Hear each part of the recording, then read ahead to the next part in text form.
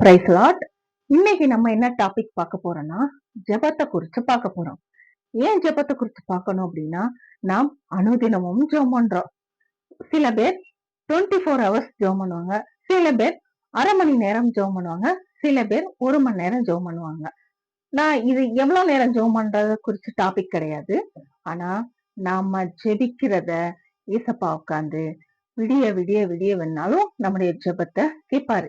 ஏன்னா அவர் நம்மளுக்கு தகப்பன், அவருக்கு நம்ம பிள்ளை, அதனால சந்தேகமே இல்லை.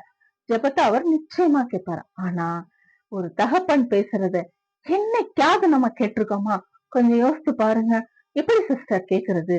பைபிள் மூலியமாதான். பைபிளை எடுத்து அனுதினமும் நீங்கள் வாசிக்க வாசிக்க அவரு உங்களோடு அப்படியே நேரடி தொடர்பு இருப்பார், நேரடி உறவிலையும் இருப்பார். அதனால நீங்கள் அனுதினமும் வேதத்தை வாசிங்க, ஜெபிங்க. நன்றி.